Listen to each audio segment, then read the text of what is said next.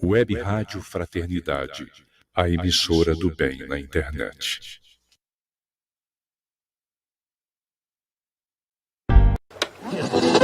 Web Rádio Fraternidade. É a Web Rádio Fraternidade, a nossa ferramenta de paz, alcançando ruas, campos e cidades, com amizade, amor, muito mais. É a Web Rádio Fraternidade, a nossa ferramenta de paz, levando o Consolador a toda parte, com amizade, amor, muito mais.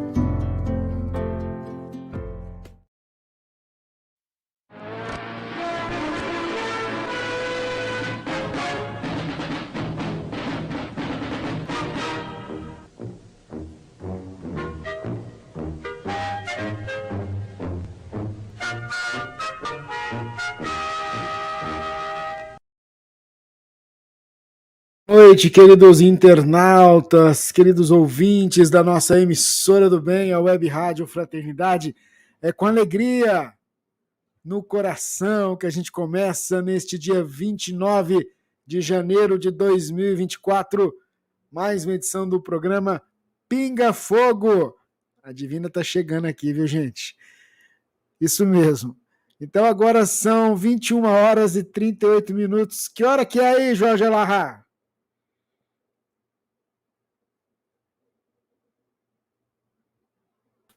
Rapaz, aqui são 21 horas e 38 minutos em Curitiba. Nós estamos parecendo transmissão de futebol, né? Isso mesmo, ao vivo, viu, gente? Ao vivo e a cores, depois de uma maratona muito bacana. Então, daí seu boa noite, enquanto a Divina chega aqui. Tá certo. Eu quero dar o meu boa noite, não, na verdade, para a Divina. Eu quero dar o meu boa noite para todo o pessoal, primeiramente, que esteve no sétimo céu. Uma boa noite para todos que estiveram no sétimo céu. Boa noite para todos os que assistiram o sétimo céu e estão assistindo pela internet também. Boa noite para todos que assistiram o sétimo céu pela web rádio Fraternidade. Boa noite para todos os trabalhadores do sétimo céu. Uma boa noite para todos os jovens que participaram do sétimo céu, a galera jovem que esteve lá, as crianças que também estiveram. Uma boa noite para todos que estiveram ligados conosco nesse evento maravilhoso, não é? Deixa eu vou falar, a Sânia. eu acho que... Pode falar. Eu acho que a gente pode dizer assim, meu Deus do céu, né? Porque seria meu Deus do Congresso Espírita de Uberlândia. Essa foi boa. Meu Deus do céu, foi muito bacana, viu? Foi muito legal. Seu boa noite, Sam. A Divina tá chegando aqui, gente. Ela tá ali correndo. Tadinha da Divina, deve estar cansada, mas boa noite, Rubens, boa noite, Divina, Elahá, boa noite a todos os nossos queridos irmãos. É uma alegria estarmos aqui juntos novamente, aproveitando para agradecer pela oportunidade de estar lá no sétimo céu, aproveitando de toda essa energia maravilhosa e de todo esse carinho que nós recebemos lá. Isso mesmo, viu, gente? E você sobreviveu, cara. Cara, a gente foi lá hoje porque as pessoas, assim, elas imaginam... chegar, já está tudo pronto, né? Mas não imaginam antes o durante, e aí tem o depois, né? Igual a gente estava lá hoje, né? Preparando para ajudar o pessoal que vai, que desmonta, e a gente tem que Aquilo não desmonta acompanhar. sozinho, não. Hã? Não se desmonta só, não pula para dentro da São caixa várias sozinho. equipes. Ah, não se desmonta. Eu até fiquei pesaroso, né, Divino? Pode olhar na câmera aí na frente, viu? Aí, pronto. Inclusive, até filmei a Divina, tadinha. Ela subiu, subia, descia, o joelhinho dela foi embora. Mas aí a gente vê no salão com as cadeiras já todas amontoadas, o pessoal desmontando o material do stand, né? Mas assim, aí fala assim, nossa, já acabou. Né, Divino? Dá uma boa noite aí. Boa noite, pessoal. Boa noite, Sâmia. Boa noite, Jorge. É muita felicidade, né? Muita, muita, muita. Eu tive que dormir um pouquinho, porque antes é o Rubens que dorme, né? Antes. Eu tive que dormir um pouquinho, porque a gente não estava aguentando mesmo, sabe? Mas, assim, é tanta energia boa que a gente fica restabelecido, tá? Muito obrigada, viu? Muito obrigada de coração. E a gente queria dizer mais uma vez, como a gente disse lá, o evento ele é construído e quem dirige esse evento é Jesus. A gente é apenas um instrumento para que tudo possa caminhar da melhor forma possível. E assim, o resultado até surpreendeu todos nós, porque quando a gente viu, né, do primeiro dia, até a Divina falou, do primeiro dia ao último dia, você ter aquela rotação toda, aquilo realmente assim tocou os nossos corações e fez com que a gente pudesse agradecer demais a Deus, todo mundo que somou. Sabe, Jorge, a gente está conversando hoje. Eu tenho uma pergunta, Rubens, né? Disso aí. De que parte do Brasil estavam as pessoas no céu esse ano? De onde elas eram? Todas as partes do Brasil. Nós tínhamos representantes de todos os lugares. Nós, no finalzinho, um casal chegou para a gente, morava em Macapá. No interior Amapá. Amapá é Amapá, no interior. E a menina chorou porque ela acompanha o trabalho da rádio desde o começo. E ela contava que ela foi, se não me engano, servidora pública, foi transferida para o interior e o marido ficou numa cidade e ela ficou na outra. A rádio fazia companhia para ela. Numa época em que a internet não era muito boa, era aquela internet de escada, mas fazia companhia para ela. E aí ela falou isso, Jorge, chorando. Tava ela e o esposo junto. E assim, a gente fica muito emocionado, né? Com tantos comentários. E ela dizer isso para a gente tocou o nosso coração, né? E ela falou algo assim muito interessante, que o rádio, né, é a companhia de muitas pessoas em muitos lugares, né? Em muitos lugares fora do Brasil, em muitos lugares, né, onde as pessoas contam com aquele recurso. E foi o que, né, salvou. Ela chorou lá, o marido também falou que a Web Rádio Fraternidade foi o recurso que ela necessitava nesse momento, né, em um lugar tão distante, até que ele conseguisse ir para lá, né, Rubens? Exatamente. Foram muitas histórias, né, Rubens? Se a gente for contar, não vai ter nem pinga-fogo. É verdade. Muitas histórias, muitas. Tem uma coisa que eu queria comentar, que é o seguinte, o que eu achei, assim, em termos das atividades do céu, eu achei extremamente reflexivo, sabe? A gente, todas as palestras levando verdadeiramente a gente a fazer uma reflexão, um pensamento íntimo. Não foi um congresso espírita conteudista. Não foi conteudista, ele foi profundamente reflexivo. Eu gostei demais, Rubens. E eu tinha dito para a Divina no ano passado, assim, olha, Divina, hoje é o sexto céu, e a gente está, assim, todo mundo muito emocionado, porque a gente está voltando da pandemia, então tem essa comoção toda. Mas a gente não pode esperar que o sétimo céu tenha essa emoção, porque a gente vai estar na normalidade. Cara, o sétimo céu mexeu demais comigo, olha. A gente se encontrar, se ver, se estar junto, foi maravilhoso demais, foi maravilhoso demais. Né, Sâmia? É mesmo, quero te ouvir um pouco também. É o meu primeiro céu, vocês já estão no 7º, né? Mas eu achei também que existe uma harmonia muito grande, uma fraternidade muito grande, sabe? Eu desidratei lá de tanto chorar, porque eu não sei o que deu nos palestrantes, que toda vez que já ia para o final, eles faziam a gente chorar, até o Rossandro começou a fazer a gente cantar lá, desaba a chorar de novo, sabe? Então foi um acúmulo de emoções. Quando chegou o Tim Vanessa para cantar, foi do início ao fim. Eu não me segurava. Eu digo, o que está acontecendo? Meu Deus do céu. Então foi muito emocionante. Foi uma energia muito bonita. Foi muita paz que a gente recebeu lá, sabe? Então eu não tenho como comparar, porque a gente vê por internet não é a mesma coisa, né? Mas foi muito bom.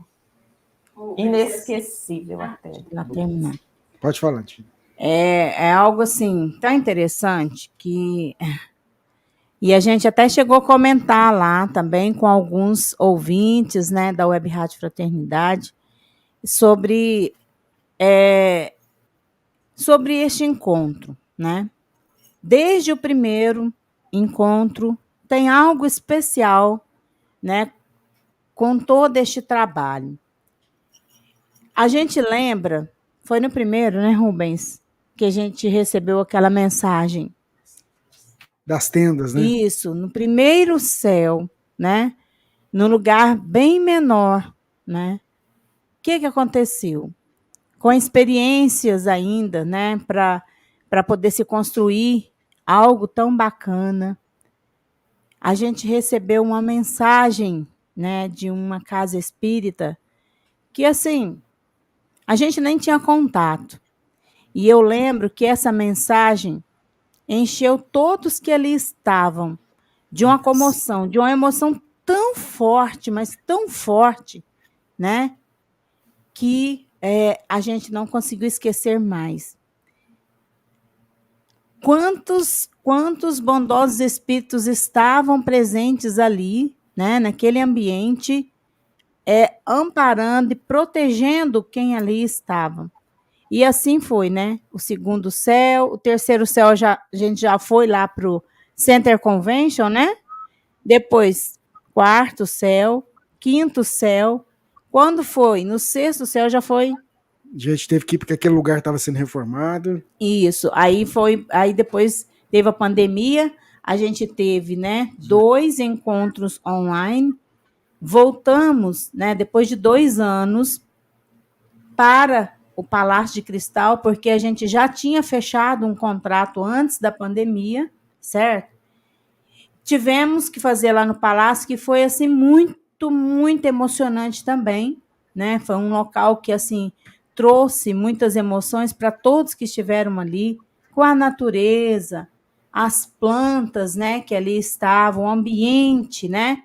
Foi muito bacana. Mas como a gente sempre tem dito, né, Rubens? Como é Jesus que conduz o trabalho, o que aconteceu? A gente foi direcionado para aquele lugar lá. E lá fizemos. Novamente, né? E lá fizemos, né? O 7º céu. E aí, quem está com a gente agora, antes da gente fazer a nossa prece, antes de a gente poder já começar o programa, eu queria te convidar todo mundo para a gente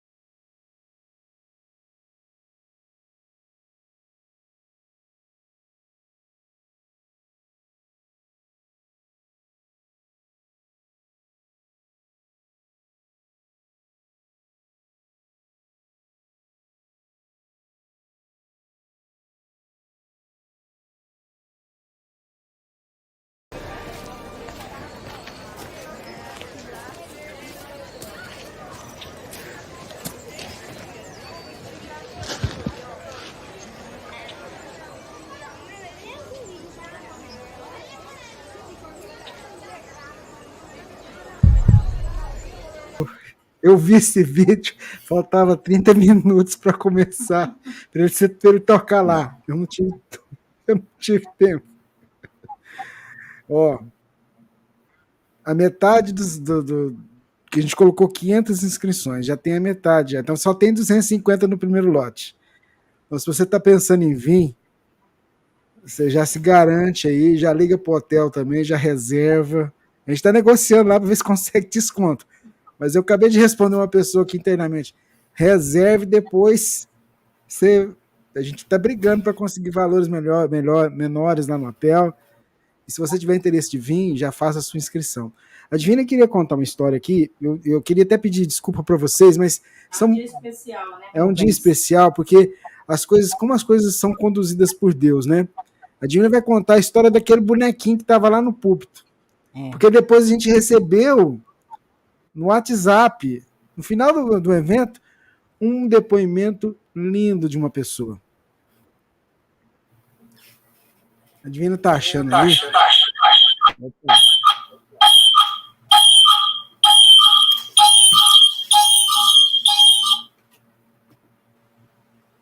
Aqui, gente. Fausto Silva, ao vivo é assim mesmo. E é bom que seja assim. Ai, ai. Vamos fazer o seguinte, enquanto a Divina acha ali, Samia, se você já achou, então tá. Olha, a história daquele bonequinho no púlpito. É a coisa mais interessante, né? Quantas pessoas chegam ali e te abraçam, né? Te envolve com tantas energias positivas naquele momento, te fortalecendo, te restabelecendo, te dando, né, tantas energias boas para que a gente possa continuar. Uma semana antes do evento, a gente praticamente não dorme, porque são tantos detalhes, tantas coisas bacanas que a gente quer receber vocês com muito carinho, com muito amor, né? Naquele espaço para que vocês se sintam confortáveis. Isso, as coisas materiais, porque espiritualmente falando, já está tudo organizado, né? Já está tudo preparado para receber todos que aqui estão. E no meio de tantos mimos, de tantos abraços, de tantas coisas bacanas, de tantos beijos, né? Que a gente agradece assim do fundo do nosso coração mesmo. Veio uma pessoa, né? E nos entregou naquele momento um bonequinho, né?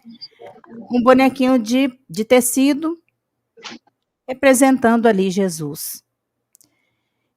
E todos esses mimos, geralmente a gente coloca numa sacola, coloca lá no camarim, depois a gente vai lá ler as mensagens, né? Ver com tanto carinho tudo isso. O ano passado, vocês lembram? Eu apareci com algumas coisas que a gente recebeu aqui. E esse presente em específico, a gente abriu ele, né? Abriu esse presente. E a Cacá estava lá cantando, né? Na abertura. E aí, a gente foi conduzida a entregar o bonequinho para ela lá no palco, né? E ela cantou com o bonequinho no colo, né? Apontando ali Jesus, né? E algo muito interessante. Depois que ela fez, nada combinado, hein, gente? Nada combinado. Ela pegou, né, Jesus ali e colocou no púlpito. E ali ficou. E ficou tão iluminado, tão bacana, que eu falei o seguinte: Rubens, vamos deixar esse trabalho tão lindo lá no púlpito. E olha só, gente, como as coisas, a gente só pensa que é coincidência, né? Olha só, a gente recebeu algo muito interessante da nossa amiga Sheila Passos. Esposa do Júlio Corradi, lá do C. Isso. Ela mandou a seguinte mensagem: Olá, queridos. Acompanhei o Congresso Espírita de Uberlândia, CEL, neste fim de semana. Fiquei surpresa e emocionada em ver um boneco de Jesus no púlpito. Introduzimos o boneco de Jesus na evangelização de bebês, de forma tão despretensiosa há mais de 15 anos atrás. Só queríamos transitar no universo dos bebês, no brincar, no concreto, no lúdico. Fomos acusados, em vários lugares, por estimular as crianças a adorar imagens. Risos. Depois, testemunhamos os adultos abraçarem o boneco de Jesus como se fosse o próprio. E percebemos o quanto as pessoas tinham a necessidade de se sentirem próximas a Jesus. E permitimos que Jesus se aproximasse de nós mesmos. E fosse através de um boneco que o representasse. Ao ver um boneco de Jesus no púlpito de um congresso expressivo, no meio espírita, me sinto muito grata e honrada em fazer parte do projeto Aproximar Jesus dos Seus. Isto é unificação. Nossa unificação com Jesus. Jesus está conosco e nós estamos com Jesus? Ela perguntou. Jesus está conosco. E nós? Estamos com Jesus? E responde, eu estou. Feliz demais por vivenciar este processo. Sheila Passos. É muita emoção, viu, minha amiga? Nosso beijo, nosso abraço, tá? Que Jesus possa te envolver neste momento, viu? Te amparando e te protegendo sempre. E é esse o objetivo da Web Rádio Fraternidade. A fraternidade entre irmãos. Esse foi um dos casos, né, Rubens? Foi um dos casos. Olha, a gente vai fazer o seguinte, nos próximos a gente vai conversando ainda mais sobre os acontecimentos, a lembrança, vocês também que estão aí conosco, Jorge, Sam, vai compartilhando também esses momentos que vierem assim à mente para a gente relembrar e ir matando saudade. Verdade. Mas vamos pensar em Jesus nesse instante, agradecendo demais a Ele a oportunidade de fazermos esse singelo trabalho, que todo ele possa estar sob a sua inspiração, envolvendo cada um de nós, e que no final tenhamos a certeza do dever cumprido, certo de que tu estás conosco, amparando-nos e protegendo-nos. Iniciamos a edição de número 195 do programa Pinga Fogo, neste dia 29 de janeiro de 2024. Muito obrigado, Senhor. Sâmia, o que você preparou para a gente? Seu microfone, Sâmia. Eu trouxe um poema intitulado Por Ti. Vamos conhecê-lo. Por ti, o dia nasce em mansa alvorada, como um beijo de afeição feito de luz. E aos poucos, o imponente sol te aquece a alma, te ergue a vida, te desperta, te conduz. Por ti a noite silencia eternamente e faz-se berço te ninando para dormir. Enquanto as luzes das estrelas meigamente se aproximam, leves a velar por ti. Por ti os céus derramam luz, derramam águas, e a Mãe Terra te oferta o seu amor, pondo-te aos pés a natureza encantada que de mil formas se desdobra a teu favor. Por ti, os astros giram em doce harmonia, em calma dança para não te perturbar, te revelando em cada encanto do teu dia que o universo só existe para te amar. Obrigada. Ah, muito bem, Sâmia. Tá lá no Saga das Almas? Tá lá no Saga das Almas. Então, olha, você que tá aí com a gente, Saga das Almas, sagadasalmas.com.br, não só esse conteúdo, mas também outros poemas muito bacanas para você poder ler e usar aí. Bom, vamos lá para a primeira pergunta. Vou pedir para a Sâmia ficar aqui com a gente, e o Elahá também está aí conosco. A próxima pergunta, a primeira pergunta, né? Na trajetória de Jesus, ele não chamou nenhuma pessoa do sexo feminino para acompanhá-lo enquanto discípulo? Tem na literatura espírita algo que explica essa escolha que Jesus fez? Com vocês dois. Eu começo.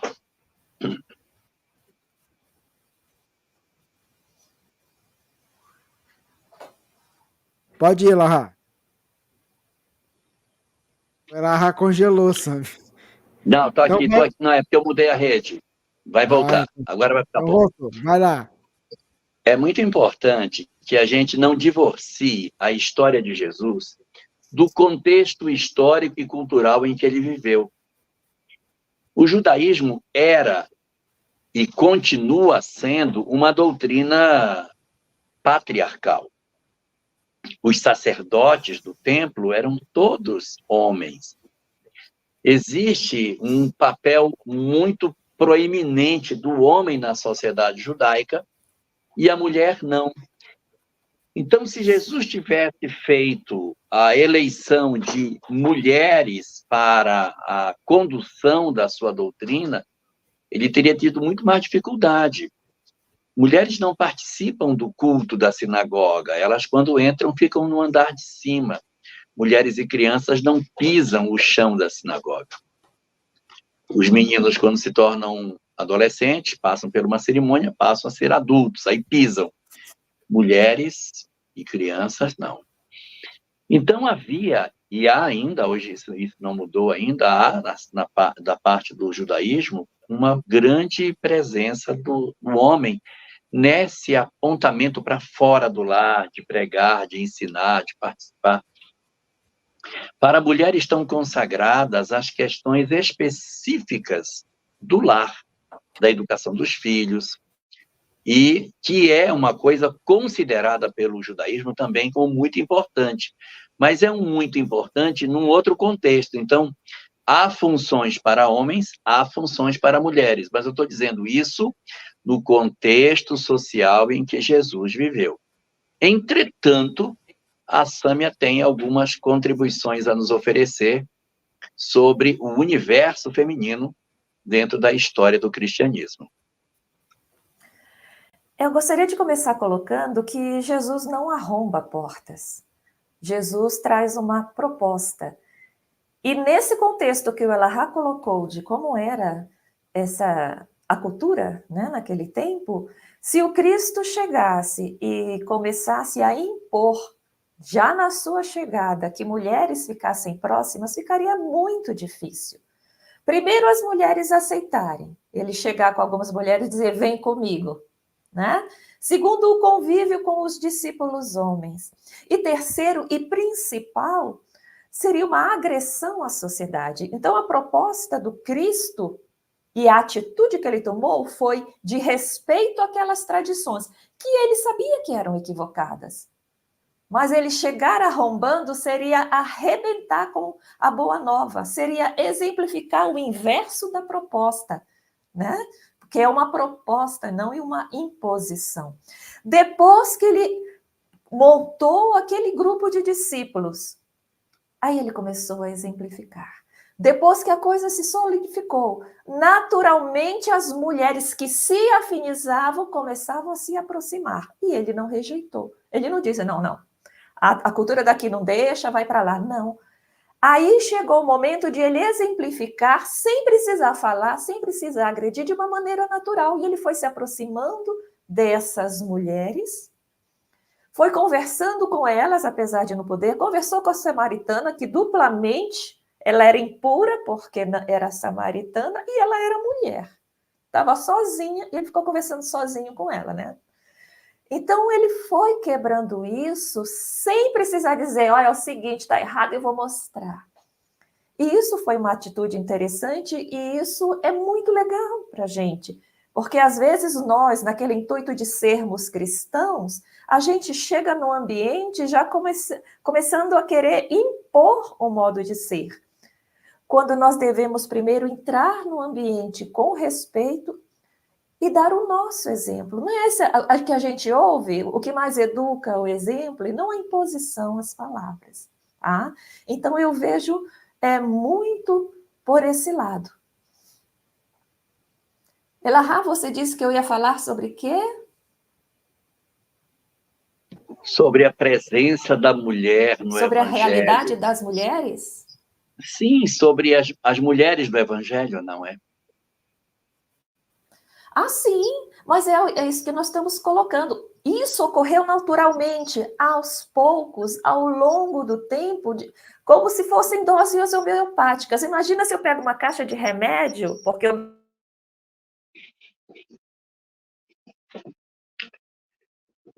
Acho que essa me deu uma travada. Eu vou dar uma continuidade. Porque, veja, nós temos ali alguns personagens que são muito relevantes nessa história. Nós temos, por exemplo, Maria de Magdala, que participa do Evangelho, é a mulher que está, durante o período da Semana Santa, ela está presente na crucificação, é quem vai ao sepulcro. Nós temos a figura de Joana de Cusa, que está presente no Evangelho, está presente dentro da construção daquilo que a gente sabe pela literatura mediúnica. Nós temos a mulher samaritana, que foi uma chave fundamental para a pregação do cristianismo na região da Samaria, porque é ela que depois desce para chamar os homens para ouvir Jesus. É por uma mulher que isso vai acontecer.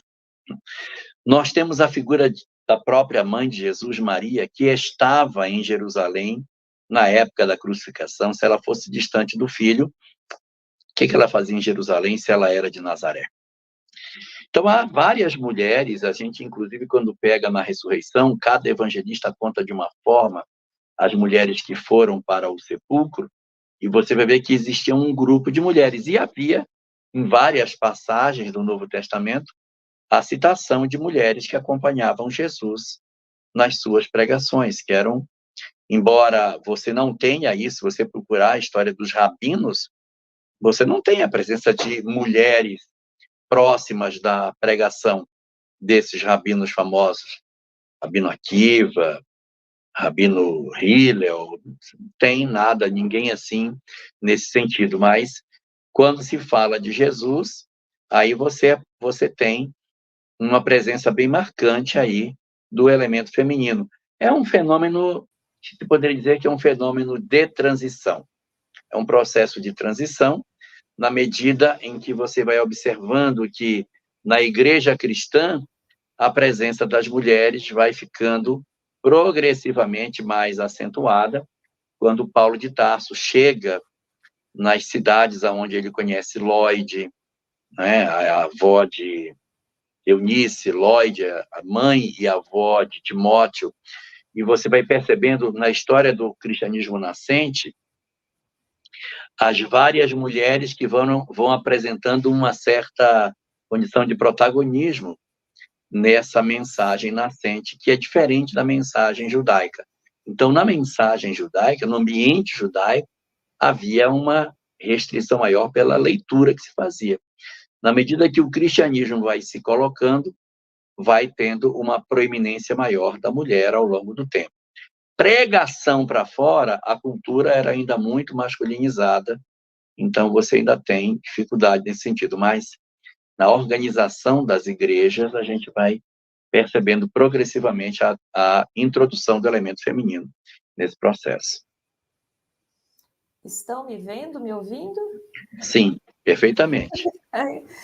Então, tá bom. É só mais uma coisinha para complementar. Por coincidência, eu estava lendo hoje que o que se desconfia é que muitas mulheres participaram do movimento cristão Mas, devido à cultura da época, o nome dessas mulheres foram sendo deixados de lado. Ninguém se preocupava em escrever sobre elas, porque os que se destacavam, os que eram os líderes, eram os homens. Mas a participação dela foi relevante, ou seja, existem muitas mulheres que não se sabe nem que existiram, que conviveram com Jesus e que auxiliaram, sim, no trabalho do cristianismo, né? Daquela época que estava iniciando. Pode falar, Dina. Quanto é interessante, né? Hoje, por exemplo, depois dessa trajetória, né, falada aí pelo Jorge e pela Sâmia, né, a presença da mulher na sociedade, né, o quanto é importante, né, a sua participação em todos os movimentos, né?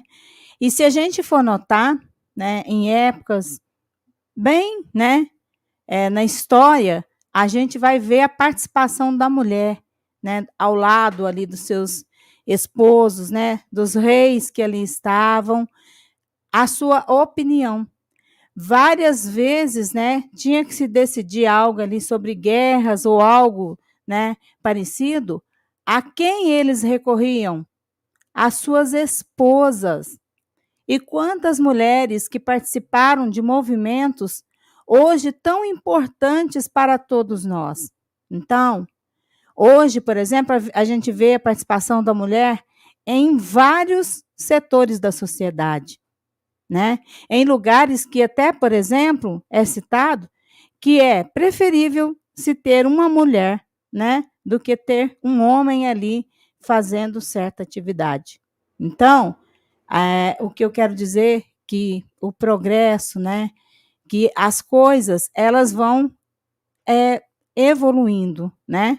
E Jesus, desde a sua época aqui conosco, né, ele quis demonstrar para a sociedade ainda tão machista e preconceituosa da época a sua preocupação com o sexo feminino. Porque várias vezes, nas suas parábolas, houve a participação de mulheres do seu lado. Mulheres importantes ali para que a gente estivesse sendo representada em diversos lugares, mesmo em lugares tão machistas. Não é isso? É só isso. Eu queria fazer duas contribuições. A primeira é a seguinte: na passagem de Marta e Maria, Maria quer participar como se fosse um homem. E é a irmã dela que a critica. Você vê como a sociedade, ela mesma, as mulheres da própria sociedade, criam uma estrutura de exclusão da mulher em locais que ela poderia estar. E como é que age Jesus? Ele não condena a participação dela num contexto diferente do que era típico, mostrando a posição dele de não querer essa exclusão do elemento feminino. Esse é um ponto que eu queria lembrar. E o segundo é o seguinte: eu não sei porque eu não perguntei para o Rubens isso, mas nos eventos espíritas que eu venho participando ao longo do tempo, eu às vezes até pergunto, e o percentual de mulheres na participação de congressos, encontros e atividades assim, chega na faixa de 70% até 75% em relação ao número de homens, que mostra que uma mulher que não estava presente no Antigo Testamento, no judaísmo, ela se apresenta na segunda revelação, e agora ela é o elemento mais presente na casa espírita e dos eventos que a gente tem realizado pelo Brasil. Eu não tenho assim exato, mas visualmente a gente pode falar que é muito superior. É muito superior mesmo.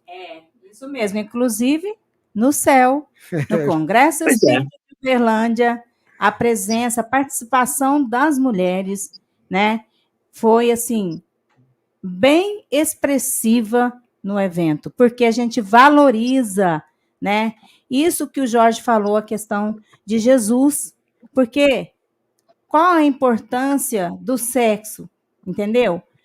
Nós somos pessoas que Deus nos ama, pois Deus nos criou. E, por exemplo, hoje a gente está na condição de mulher, amanhã na condição de um homem, né? Então, Jesus, né, com a sua presença aqui conosco, nos ensinou, né, verdadeiramente esse amor.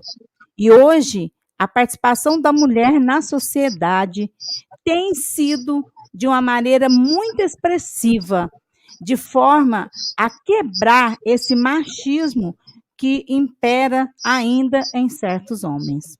Ó, e indo nessa vibe, tem uma pergunta aqui que... Ó, faça essa pergunta para a Sâmia, por gentileza. Tá? Para a Sâmia, viu, Jorge? Aí, Sâmia. Para a Sâmia. Ah, Sâmia. Ó, a gente tem o trabalho do Pinga Fogo é um trabalho de consolo. E essa pergunta aqui, a gente começou brincando, mas a pessoa queria, talvez pela própria sensibilidade, viu, Sâmia?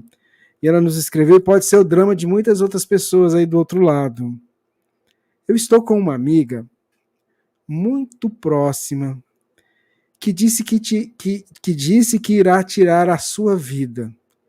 O que eu posso falar sobre isso? O que eu posso fazer para ajudar essa amiga? É desesperador.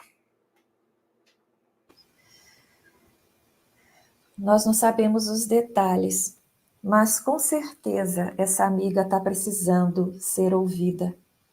Ela já deve ter recebido muitos conselhos. Imaginemos que se alguma mulher, eu não conheço do Evangelho, procurasse o Cristo com esse tipo de drama, eu acho que a que mais se aproxima é Madalena mesmo, né? Que ela, toda problemática, extremamente carente por dentro, ele primeiro ouviria completamente o que a pessoa tem que dizer, até a pessoa poder esvaziar aquilo. Porque cada vez que a gente diz, mas não é por aí, você está pensando errado, a gente está dizendo, eu não quero ouvir o que você está dizendo. Sabe? Eu não concordo com você. E a pessoa já está se sentindo tão mal no mundo que se o amigo faz isso, o familiar querendo ajudar faz isso, então nós temos que ter uma palavra de apoio, de compreensão e de aceitação do que a pessoa está sentindo. Nem que a gente engole o que a gente quer falar de conselho. Então, se colocar... Amiga é ótimo, não tem terapeuta melhor que amiga. Sabe? Porque o resto já está tudo viciado. O amigo, a gente desabafa, a gente conta o que não conta para ninguém. Então, deixa ela falar de tudo, sem sem para que isso faça... Quando ela vai falar para a gente, a amiga conversa, ela ouve o que ela está dizendo e o próprio cérebro trabalha aqueles dramas para saber se realmente vale a pena. Às vezes, na conversa, a pessoa vai reavaliando o que está falando e até percebendo que não é tão grande assim. Então, o que se pode fazer é isso. Se houver espaço para que essa amiga aconselhe um acompanhamento, isso seria ótimo. Infelizmente, no final, ninguém pode amarrar as pessoas, né? No final, a decisão é dessa pessoa. Mas o que nós pudermos tirar, que a gente possa tirar, que esteja atrapalhando uma decisão positiva, a façamos. E uma das coisas que a gente pode fazer como espíritas é que, eu não gosto de dizer nunca, mas raramente esses processos de querer se matar, tirar a própria vida, raramente a pessoa está sozinha. Ela está envolvida com entidades, sabe, sofredoras, equivocadas, que estão querendo que essa pessoa faça isso. E que estão há muito tempo alimentando essa ideia. Então, se nós não conseguimos agora fazer a pessoa mudar de ideia, muitas vezes é porque a gente fala A e o outro grita B, a gente fala lá A de novo e o obsessor diz B. Eu não gosto muito da palavra obsessor, mas vocês entenderam, né? Então, a gente dizendo não faz isso e ele dizendo faz. E a pessoa está tão vinculada, a gente sabe que obsessão não é uma influência, obsessão já existe um vínculo magnético, um vínculo de perispírito a perispírito. Então, é necessário que se faça pela pessoa um processo nesse... Isso o espiritismo pode fazer, sabe? Não chega a ser subjugação, mesmo assim dá para a gente fazer um processo desobsessivo, mesmo sem a pessoa querer ir. Mas nós podemos ouvir e dizer, fulana, você confia em mim? Confio, amiga, então vem comigo. E levar para onde ela puder ser ouvida.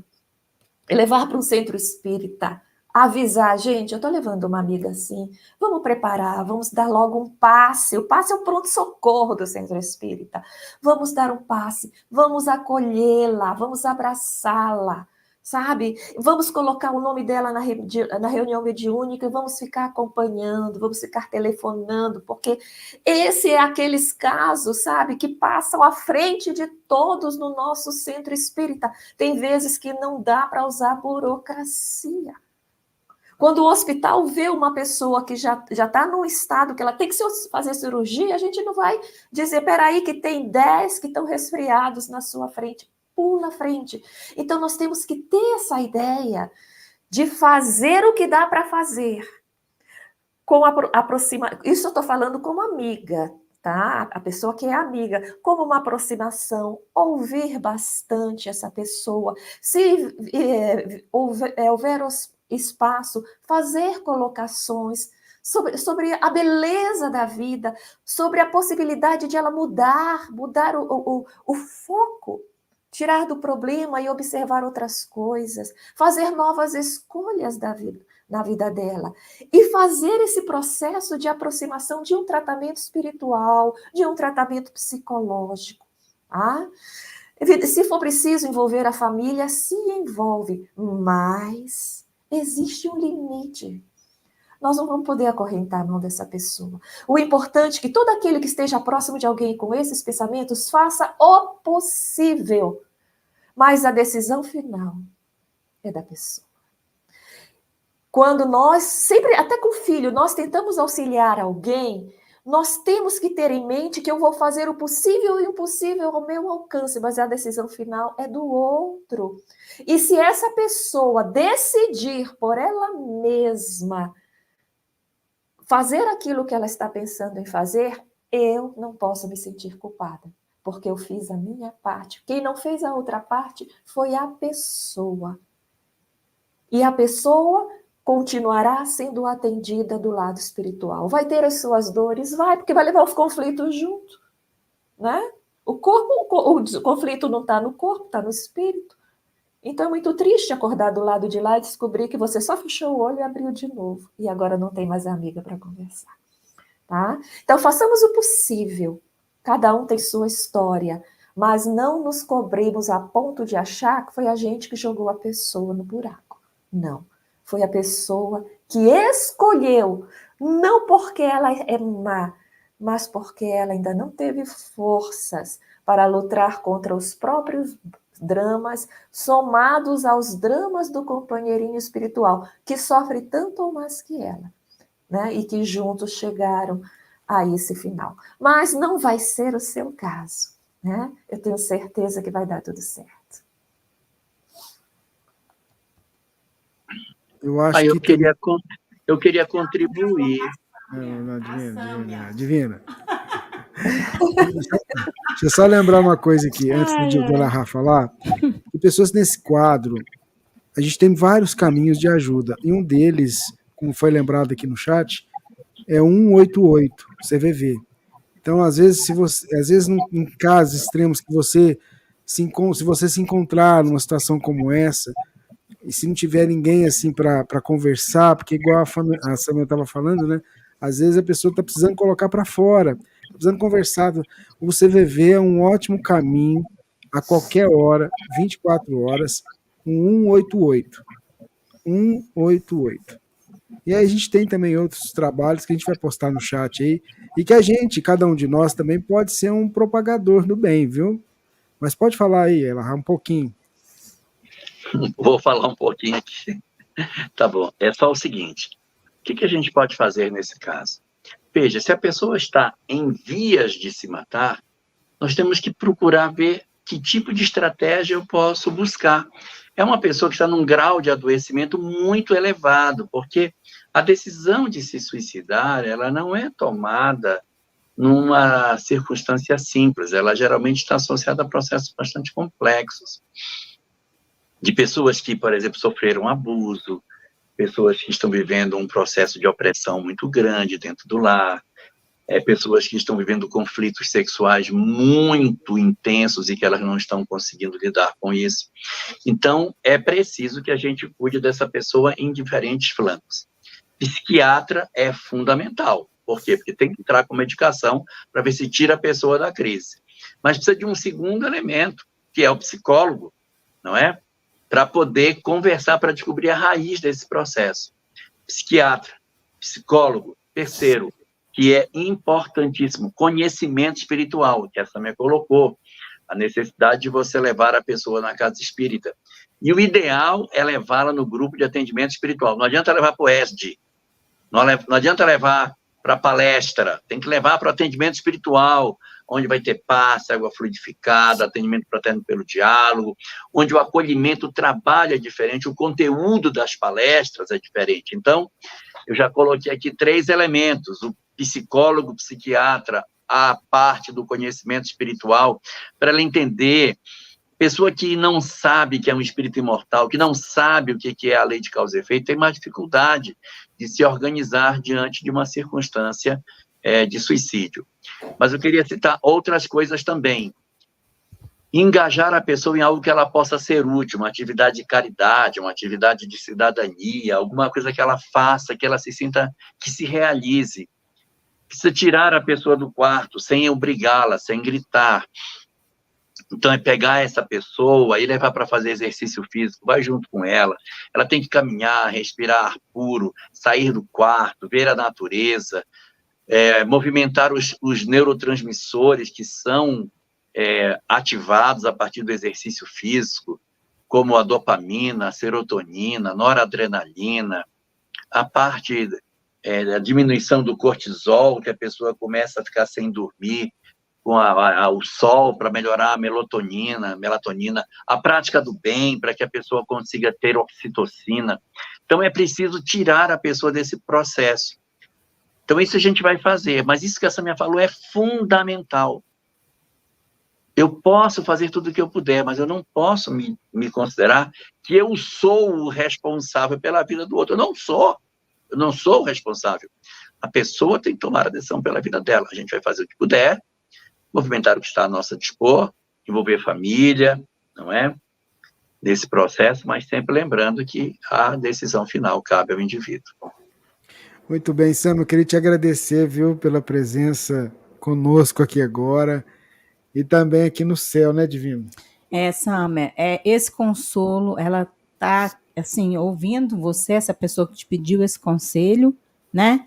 Esse consolo, né, que ela gostaria, porque já foi feito outras coisas com relação a tudo isso que foi falado, né? Mas ela quer estar do lado dela, quer mostrar esse amor que você falou, né? Esse companheirismo, né? Para que ela consiga fazer algo por ela. A decisão, como você disse, vai ser dela, né? Mas ela sim quer fazer o que estiver no alcance dela, essa amiga. Obrigada, viu, Sâmia? E o Elahá também, né? Pela contribuição. E, ó, eu falei que é muito bom ter você aqui, foi muito bom ter você aqui conosco também, viu? Aqui no céu, no oitavo céu vai estar também, viu, gente? No 8º céu, a Sâmia vai estar aqui com a gente. O Elahá vai estar também, Divino? Não sei, acho que só vai vir a Sâmia. Eu vou ficar tomando conta do gato.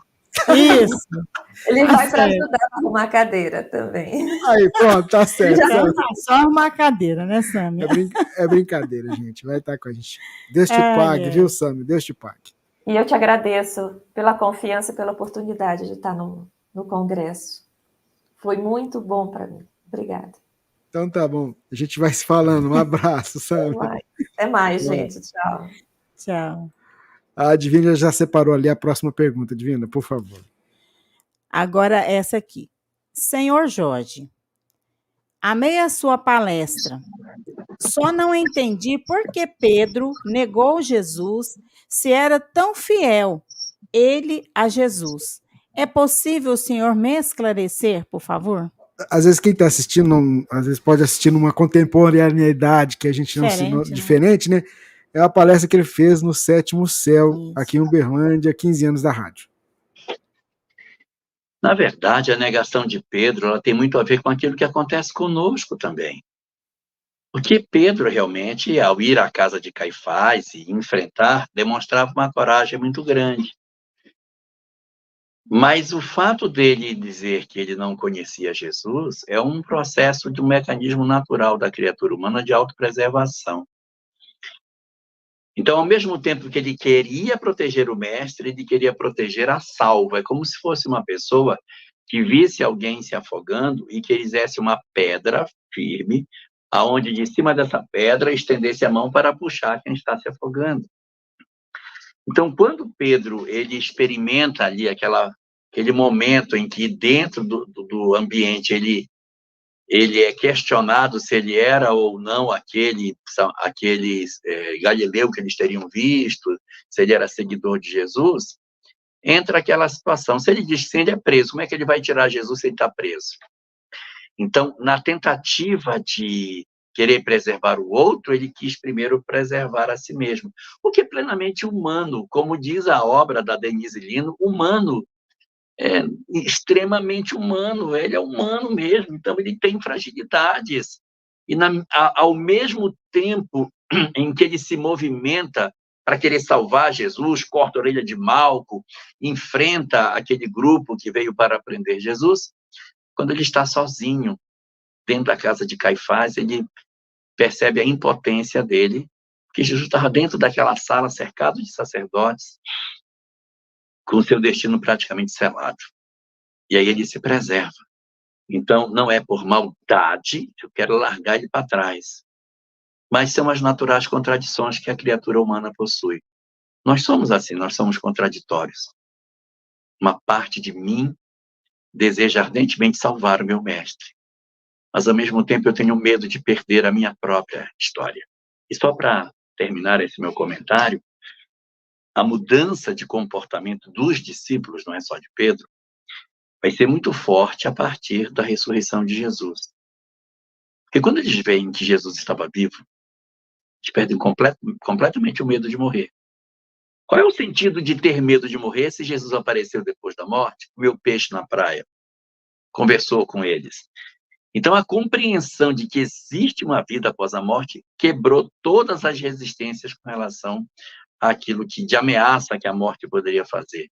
Tanto que Paulo de Tarso, num certo momento, diz: morte, ó morte, onde está o teu aguilhão? Porque ela perdeu todo o poder de ferir na hora que a imortalidade da alma se impôs, como aconteceu com Jesus ao reaparecer para os discípulos.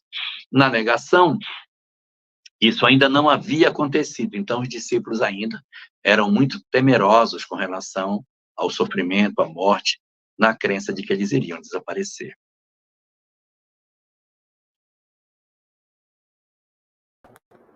Agora sim. Muito bem, Jorge Alahá, ouvintes, internautas que estão acompanhando o programa de número 195.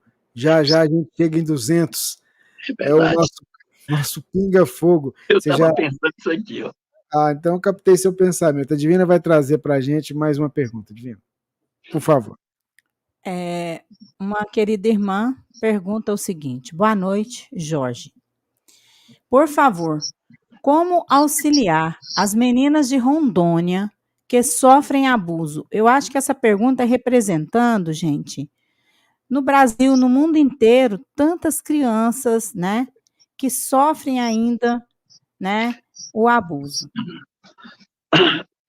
Porque não é só Rondônia que tem esse tipo de situação. Isso aí acontece em todos os estados brasileiros, uns com maior, outros com menor incidência, mas é um fenômeno que acontece.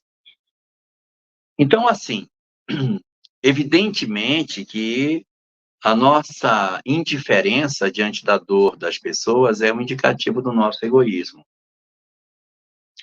E o que é que a gente pode fazer? A gente pode começar partindo da própria rede de proteção que o Estado possui. E eu não estou me referindo a uma atitude política, político-partidária ou coisa parecida. Não. Existe dentro de cada município o CMDCA, que é o Conselho Municipal de Direitos da Criança e do Adolescente.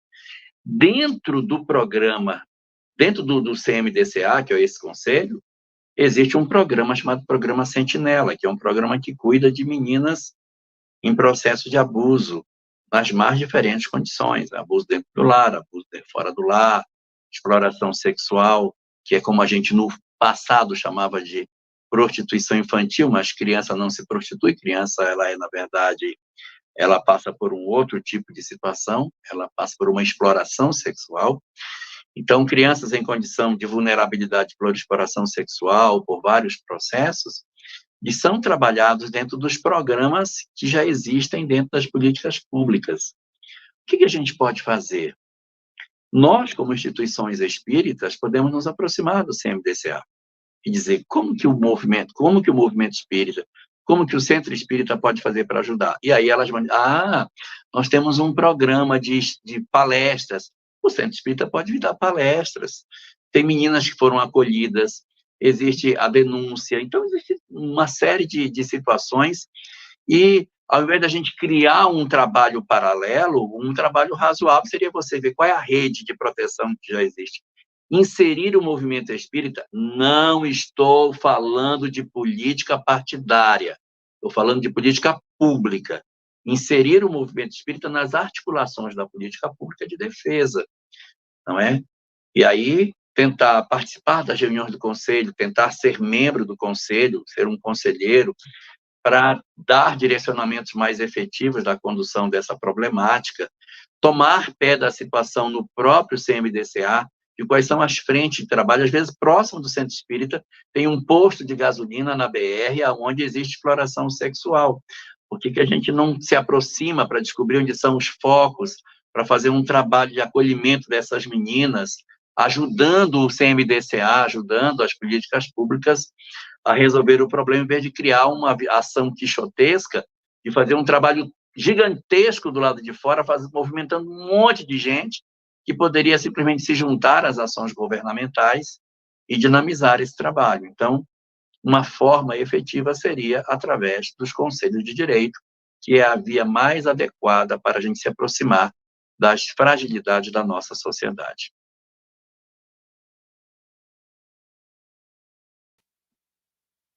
Muito bem, Jorge, ouvintes, internautas. Vamos seguindo com o programa. Daqui a pouquinho a gente vai falar do filme Nosso Lar. Estreou semana passada, né? Já estreou? Já estreou, você foi, a gente foi aqui no céu, foi um sucesso. 3 salas de cinema lotadas às 10 horas da noite. Mas daqui a pouquinho a gente conta para vocês, porque a gente teve informação aí que já está percorrendo o mundo, que foi percorrendo aqui as redes sociais, que foi um sucesso. Então daqui a pouquinho a gente traz essa notícia para incentivar você a continuar indo, porque se a gente quiser manter esse e outros trabalhos presentes nas telas, a nossa participação tem que ser constante. Mas daqui a pouquinho a gente fala sobre isso. Há uma passagem na Bíblia, Jorge, que diz que quando se morre, ficamos no descanso eterno até o juízo final. Esses dizeres são de algum profeta ou foram inseridos pelo homem em algum concílio ao longo do tempo? O que a gente pode dizer para a internauta? Não, os concílios, eles vieram bem depois da composição do texto bíblico. Então, os concílios não alteram o texto bíblico. O texto bíblico, ele termina no livro de Apocalipse, que é uma obra escrita no ano 100. E, segundo aquilo que se tem como informação, esse texto, ele teve embora ele fosse ainda copiado à mão, ele tem uma certa estabilidade. E essa estabilidade decorre do seguinte fato: quando a versão final do texto bíblico passou a ser canonizada, ou seja, estabeleceu-se o cânone, isso com Jerônimo, logo após as ações de Teodósio para a consolidação do cristianismo, em 381 da era cristã. Então, são eleitos textos. Qual é o Evangelho de João? O Evangelho é esse. Qual é o Evangelho de Marcos? É esse. Porque havia muitos papiros, muita coisa assim, circulando, e ele pegou um texto, olha, esse vai ser o texto de Marcos. E existem muitas pessoas que dizem assim, esse negócio foi mexido, o pessoal mexeu e tal. É possível ter mexido? É possível que era copiado à mão. Mas tem uma coisa muito alentadora. É que muito tempo depois de a gente haver consolidado o texto bíblico, foram encontrados manuscritos mais antigos do que aquele do ano 400. Não sei se eu estou sendo claro, mas a Bíblia foi montada em cima de manuscritos do ano 400, daqui para frente. Quando a gente está mais lá na frente, achou-se manuscrito do ano 200. Aí, bom, esse tem 200 anos a menos de corrupção. Então, esse texto deve estar mais legítimo. Vamos aproveitar o texto do ano 200. E existem obras que tratam sobre essa questão da origem do cristianismo, já comentei sobre essa obra muitas vezes aqui, que diz o seguinte, que quando o pessoal pegou o texto do ano 200, correu para confrontar com o do ano 400, né? E foi uma grata surpresa saber que o texto do ano 400 era extremamente parecido com o texto do ano 200. Então, nesses 200 anos, a gente tem a crença de que se houve modificação foi muito pouco. Pode ter mudado de 200 para trás? Pode. Pode ter mudado para frente? Pode. Mas, assim, a sensação que se tem é que, apesar das possíveis fragilidades, o texto se manteve. Agora, essa questão do descanso eterno, que é o cerne da pergunta, ela está muito concentrada em algumas ideias que são apresentadas em algumas passagens do Antigo Testamento e do Novo também, e que vão sendo usadas com peças e que, tomando o texto fora do contexto, acaba levando a certas conclusões. Mas um bom indicativo do entendimento do que é que a Bíblia, pelo menos o Antigo Testamento, fala sobre o que seja a questão da vida espiritual, é ouvir os rabinos, né? Porque eles leem no original, eles têm, meu Deus, milhares de anos lendo esses textos e estudando. Então, nada mais razoável do que você perguntar para o rabino, como é que é esse negócio? O cara vai ficar dormindo ou não? E aí você vai ver o que é que os judeus falam sobre isso.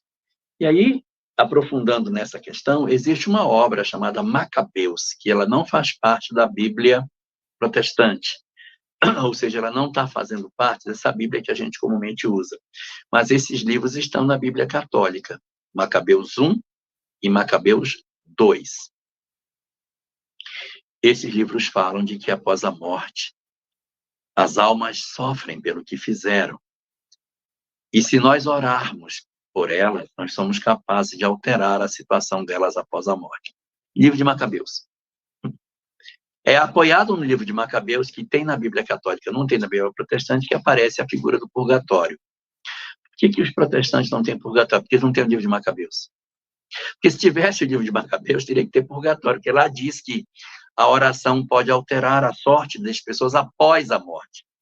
Como não tem essa obra, a sorte está selada. Desencarnou, pronto, a sorte selou e vai aguardar o juízo final. Então, algumas colocações nesse sentido aparecem em cima de frases que existem no livro de Apocalipse, que fala sobre a questão do juízo, que as pessoas após a morte aguardarão o juízo. E isso vai levando à construção de uma determinada conceituação em que os indivíduos estão dormindo após a morte. E existe um estudioso chamado Occam, que ele criou uma lógica chamada navalha de Occam. Navalha de Occam é o seguinte: se você tem um fato e tem várias teorias explicando esse fato, e você não sabe qual é a certa, a navalha de Occam diz o seguinte: a certa é a mais simples. Se tiver um negócio muito complicado para justificar, é porque tem alguma coisa que ficou desajeitado. Então, olha, a pessoa depois da morte vai ficar dormindo, ela vai dormir. Pronto, acabou. Não, mas eu vi minha avó. Eu vi a minha avó. Não, mas se você viu sua avó, então não era sua avó está dormindo. Sim, mas eu vi, então quem era? Bom, então aí eu vou ter que criar uma outra entidade para dizer que não era minha avó para poder justificar. Então você vai criando uma teoria cada vez mais complexa para poder sustentar um ponto que é o ponto que está com a leitura mais frágil. Então, o que é mais lógico? Se eu vou passar na navalha de Occam, mais lógico é que seja a própria avó que está se comunicando. Porque ela falava como ela, contava a história dela, se comportava como ela, não, mas não era ela. Então, a gente usa a navalha de Occam para poder fazer esse tipo de análise. Utiliza o que os judeus apresentam como lógica, porque eles estudam esse texto há bastante tempo. E associamos a tudo isso ao conhecimento espírita, trazido por Allan Kardec, que é fruto de uma consolidação de diversas obras, diversos grupos que trouxeram respostas, se não iguais quanto às palavras, iguais quanto ao fundo. E aí você vai chegar à conclusão que a alma ficar dormindo após a morte é uma situação que não é no sentido literal, mas sim num sentido metafórico daqueles que permanecem num estado sem alteração de consciência. Aqueles que, após a desencarnação, não apresentam grande mudança. O indivíduo desencarna com uma concepção de mundo, ele vai continuar com essa concepção durante pelo menos um tempo, até que ele lá na frente desperte e comece a mudar. E isso o judaísmo tem muito claro.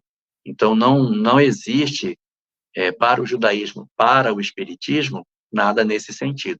O cristianismo, que tentou fazer uma leitura dentro daquilo que lhe parecia ser o mais razoável, acabou entrando em rota de colisão com aquilo que seria a lógica e aquilo que a experimentação que a doutrina espírita nos ofereceu teve a chance de nos entregar, justificando a necessidade de reconceituar questões que Jesus não abordou de maneira direta. Se a gente for pegar, só um instantinho, Rubens, se a gente for pegar Jesus, tem uma passagem assim: este homem, quando era casado com uma mulher, depois casou com outra, ele vai casar com quem no mundo espiritual? Está dormindo ou está acordado? Não é essa a pergunta? Não está dormindo. Aí estão, do lado de lá serão como anjos, não serão como pessoas, viverão em paz. Ah, então vão ficar como um anjo dormindo. Se for verdade, então como é que é a parábola do Lázaro e o rico? O cara estava dormindo ou ele estava acordado? Não estava no colo do pai Abrão? O outro não queria vir para falar com os irmãos? Então, dormindo não é o que Jesus fala. Então, a gente, às vezes, se afasta do pensamento de Jesus para ir atrás de textos que estão desconectados do contexto e esquece do pensamento que Jesus nos legou. Muito bem, Jorge Alahá, ouvintes, internautas. A Divina vai trazer para a gente a próxima pergunta, Divina. E o Jorge caiu, espera aí. Enquanto o Jorge volta, deixa eu aproveitar e dizer a vocês que o filme Nosso Lar bateu vários recordes, inclusive de lançamento de filmes brasileiros.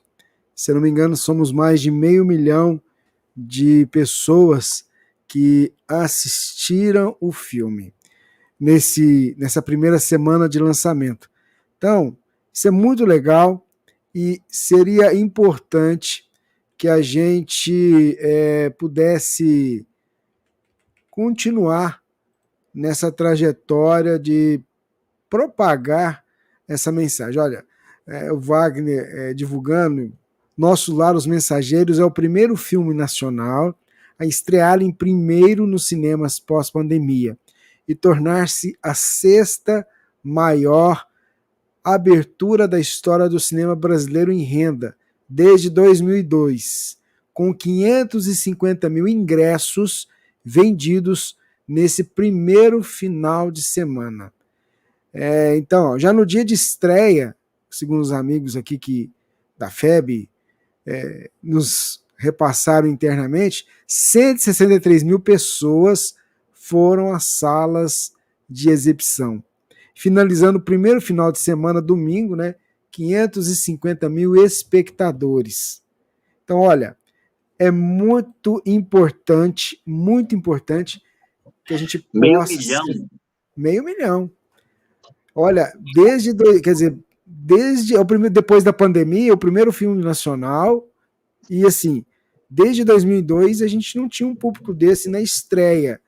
Então, os nossos parabéns. Nós não vamos dar spoiler do filme para você poder ir lá assistir, mas é muito interessante. E eu acho que as casas espíritas precisam se preparar.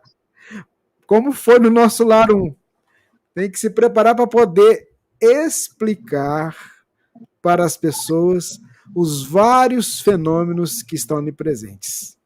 né? É muito interessante, né, Rubens? E assim, a gente fez um movimento, né, durante o evento, muito bacana, né, em que durante o congresso a gente foi, né, o Rubens foi lá no cinema, conversou com o gerente, né, e levou para o nosso evento, final de evento de sábado, a participação, gente, de 3 salas, com pessoas que estavam no evento, após o evento, né, Rubens? Uhum.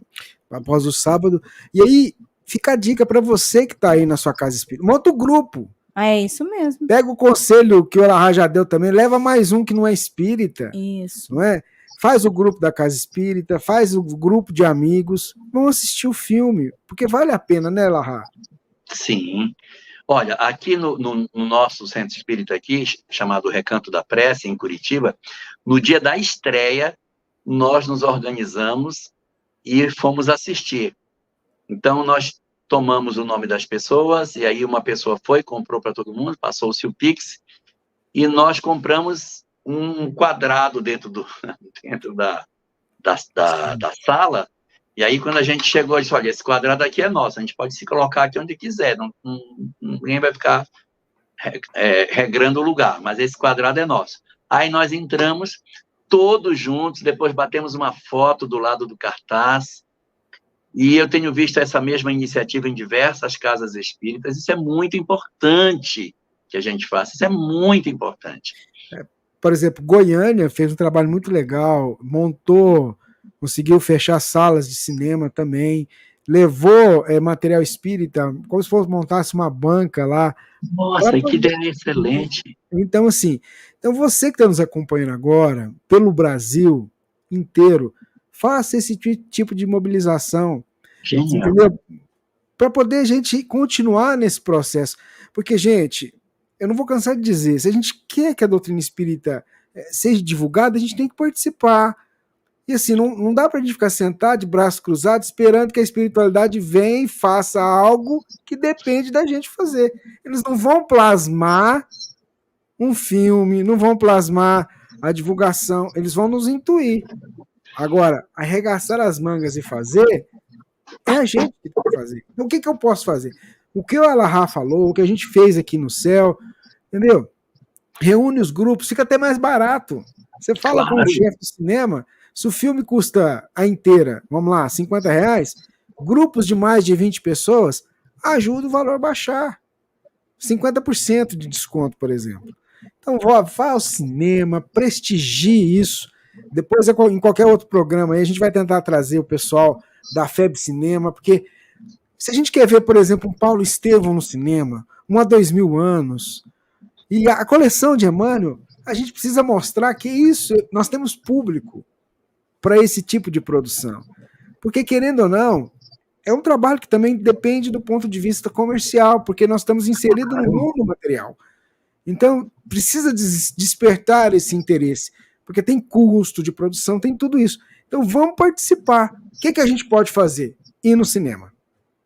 Uma vez, 2 vezes, 3 vezes, levar quem não é espírita, porque o conteúdo do cinema, o conteúdo do filme é fantástico.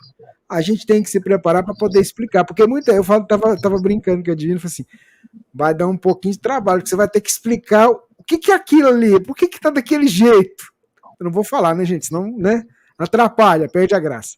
Mas é isso, né? Vamos seguir então com o programa. A Divina já está com a próxima pergunta separada ali.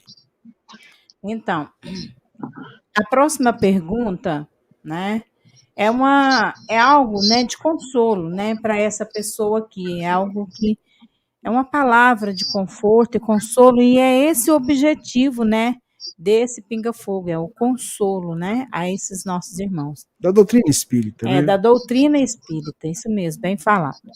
Preciso de uma palavra. Tenho uma amiga que pegou o Covid, foi até o hospital e ficou internada na UTI, com parte do pulmão afetado. Respirava pela ajuda dos aparelhos, mas com um erro médico, ela teve uma parada cardiorrespiratória. faltou hidrogênio, Oxigênio. né? Oxigênio no cérebro, causando um diagnóstico que está na cama, não sei se vai conseguir recuperar. Praticamente assim, vegetando, né? Ali com a ajuda dos aparelhos. Ontem eu chorei muito, porque ela é uma amiga que sempre nós conversávamos e estávamos juntas nos sábados à tarde. Por que isso tem que acontecer? Me ajudem com uma palavra. Ela trabalhava demais. Será que foi alguma causa para ela parar de trabalhar um pouco? Preciso da tua palavra para ajudar a mãe dela. Bom, situações dessa natureza são sempre situações muito dolorosas.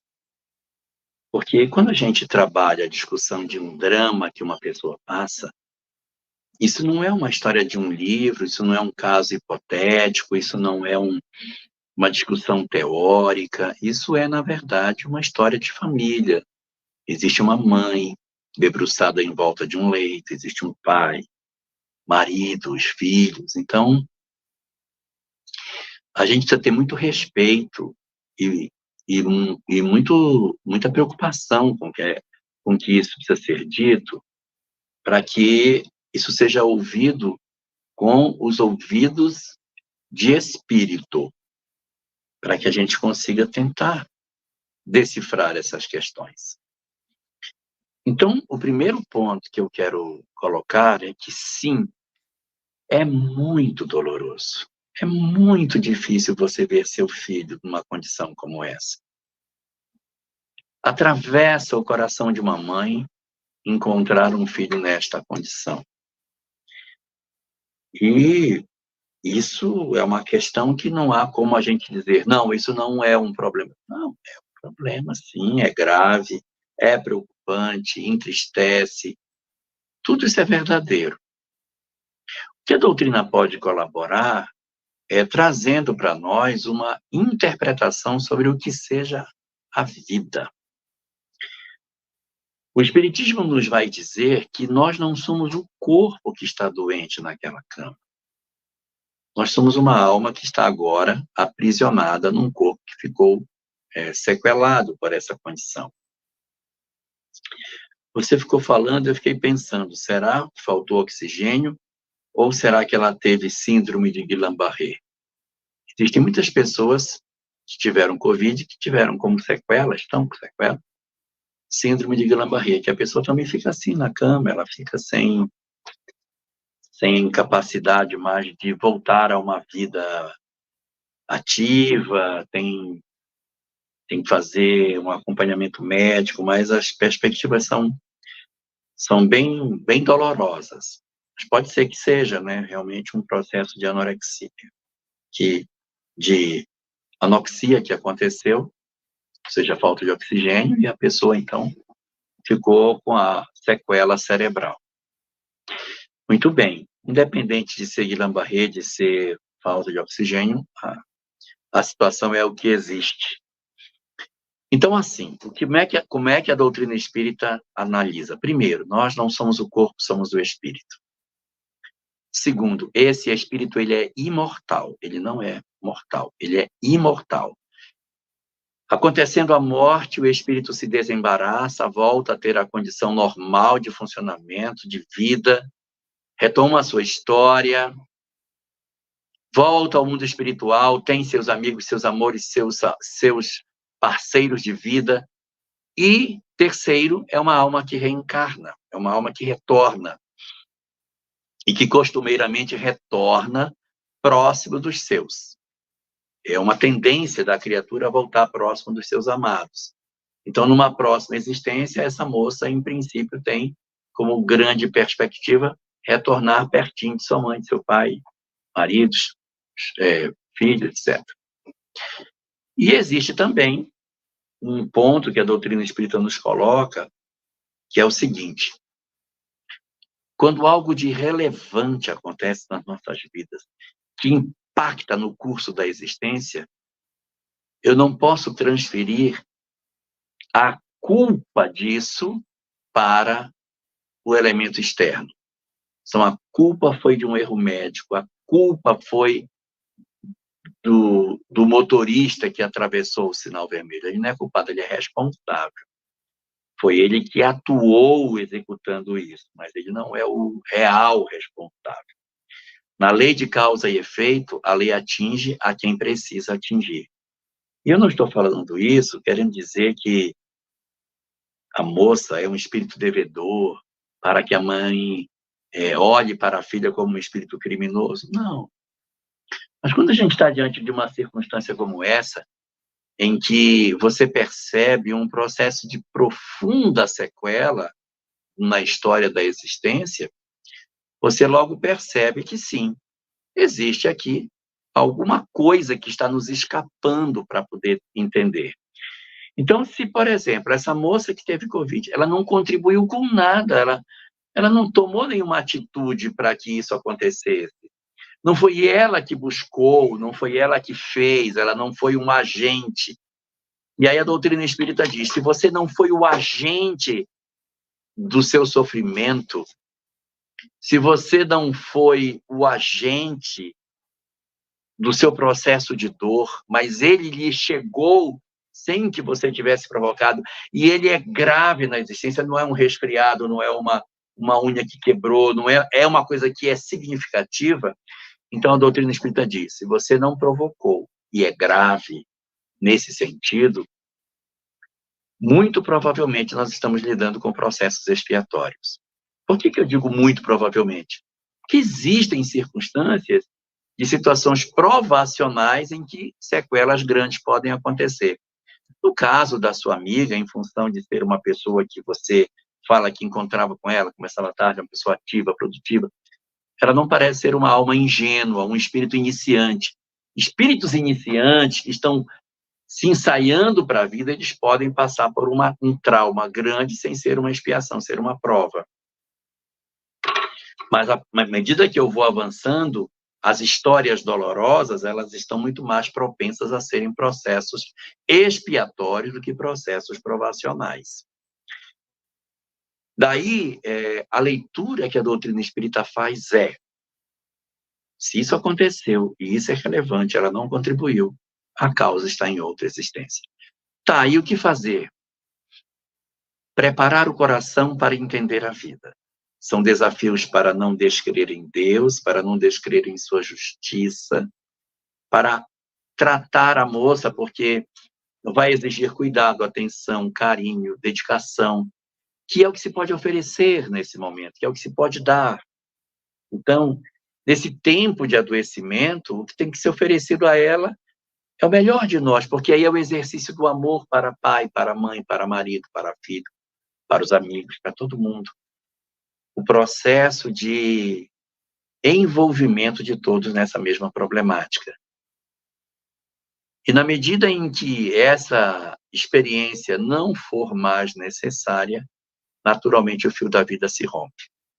Não recomenda a doutrina espírita que a gente interrompa o fio da vida propositadamente. Ou seja, olha, já que de repente não se tem perspectiva de uma melhora, vamos tomar uma decisão de abreviar a vida dela. Essa postura não é a postura que a doutrina espírita tem. Se isso aconteceu, tem um propósito educativo para o espírito, a hora que Deus não quiser, ele tira.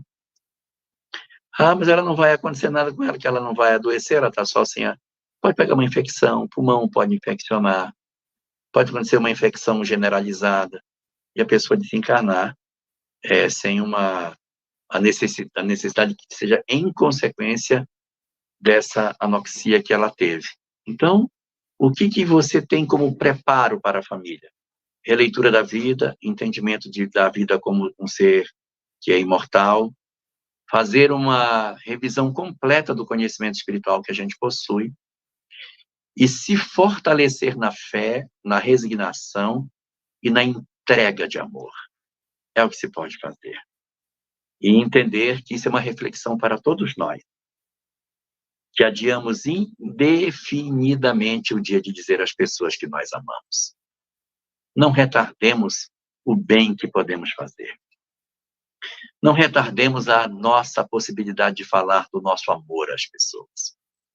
Façamos tudo o que a gente puder para dizer a todos aqueles que nos circundam que nós somos verdadeiramente indivíduos entrelaçados pelos fios do destino e que aqueles que estão conosco e que passam por histórias dessa natureza são os grandes desafios para as nossas almas, para que nós possamos demonstrar que sim, nós vamos fazer a opção pelo amor, a opção pela entrega, por entendermos que somos espíritos imortais e que a desencarnação, a reencarnação são fenômenos naturais da vida e que nós, como seres indestrutíveis, temos muitos encontros pela frente ainda para realizar. Nosso Pinga Fogo, edição de número 195, 29 de janeiro de 2024. A próxima pergunta, Jorge, é a seguinte. Vamos lá. Me esclareça, por favor. Quando Jesus volta a se encontrar com os seus discípulos, ele se materializou, se eu entendi direito. É isso mesmo, Jorge? Esclarece a nossa internauta. O desaparecimento do corpo de Jesus do sepulcro, como é citado nos evangelhos, nos leva à informação de que o corpo dele não estava lá. Tá? Então, cadê o corpo dele? O corpo de Jesus não nos interessa. De tal forma que se algum dia alguém vier a encontrar o túmulo de Jesus e conseguir comprovar, não sei como vai fazer, mas conseguir comprovar que aquele osso, aquela peça de osso, aquele ossuário, aquela coisa lá, a tumbazinha for dele, isso não afeta em nada a crença espírita. Pode afetar outras doutrinas que creem que Jesus estava morto, o corpo dele voltou a ter vida e ele se levantou do túmulo. Para essas pessoas, se aparecer o corpo dele, realmente é um abalo na fé. Mas para o espiritismo, não. Porque para a doutrina espírita, não foi o corpo dele que levantou. Quem levantou foi o espírito. Como que a gente pode dizer que isso é assim mesmo? Quando ele aparece para Maria de Magdala, ele diz, não me toqueis porque ainda não subi para o Pai. Talvez estivesse visível e não tangível. Quando aparece para os discípulos de Emaús, os discípulos não o reconhecem. É como se tivesse uma feição diferente daquela que ele tinha. Maria também não o reconhece. Quando ele aparece no horto do domingo para ela, estava com o rosto diferente. Quando ele aparece na praia, lá na Galileia, para os discípulos que estão pescando, eles também não o reconhecem. Estaria ele com o rosto diferente? Então, é provável que o processo de materialização tenha produzido alterações. Por que isso? Porque ele era grande demais, era um espírito extraordinário demais. E a reorganização da matéria podia deixar transparecer a excelsitude da alma que ali estava. E eles, olhando aquele rosto resplandecente, aquele olhar fulgurante, não encontravam mais corpo que estavam acostumados a ver quando ele ainda estava encarnado. Então, ele, segundo aquilo que a doutrina espírita nos coloca, passou a ser um espírito que se materializava. E isso fica muito evidente nos dois outros episódios de aparecimento de Jesus após a crucificação. Nos dois episódios, o evangelista registra: e estando seus discípulos reunidos a portas fechadas, Jesus apareceu entre eles. Então não foi o corpo que levantou do sepulcro. Porque o corpo que estava no sepulcro teve suas células mortas. O sangue parou de circular. O cérebro parou de receber oxigênio. O cérebro ficou morto. Todas as células do corpo estavam mortas. E uma vez morta uma célula, ela não volta à vida. Não volta à vida. Ela morreu. mas o espírito se materializa quantas vezes quiser, porque é a densificação da estrutura do perispírito que se torna visível e até tangível. Então, respondendo aí a sua pergunta, o fenômeno de aparecimento de Jesus após a crucificação é entendido pela doutrina espírita como sendo um caso de materialização, em que ele densifica o perispírito, se apresenta, desaparece, assim que ele acha que não é mais necessário permanecer. E isso justificaria todos os 5 episódios que ele apareceu. Para Maria, para Emaús, as 2 para os discípulos, e a última, na cidade, lá na Galileia, à margem do lago de Genezaré, quando ele senta com os discípulos para conversar. Bom, vamos seguindo com o programa aqui. A Divina vai trazer para a gente a próxima pergunta. Divina. Eu acho que essa próxima pergunta é um complemento do que o Jorge estava falando, né? Vamos lá. Ó, na sua palestra, você disse que ele, né, Jesus, ficou 40 dias junto aos seus discípulos. Ele ficou materializado 40 dias. E como foi o seu retorno para outra dimensão? Não, ele não fica materializado direto 40 dias. Ele faz aparições e desaparece. Ele aparece e desaparece, que é bem típico de materialização.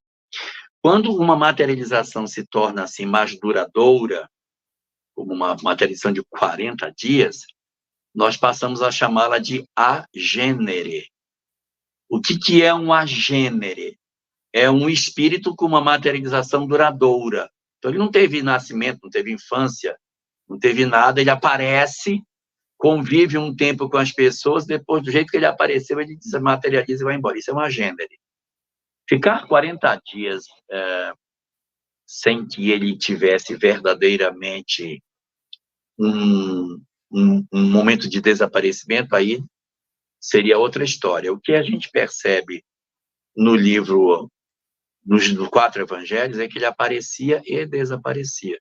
Então, ele fazia aparições e depois sumia, aparições e depois sumia, o que é muito típico de materialização. Aparece, permanece por um tempo e depois dissipa o ectoplasma e simplesmente não aparece mais, mesmo as pessoas estão olhando para o mesmo lugar, o espírito desdensifica, né? Rarefaz o perispírito e desaparece da visão das pessoas. Muito bem, Jorge Alahá, ouvintes, internautas que estão acompanhando conosco o programa Pinga Fogo, edição de número 195. A próxima pergunta, Jorge Alahá, é a seguinte, trazida pelo nosso ouvinte.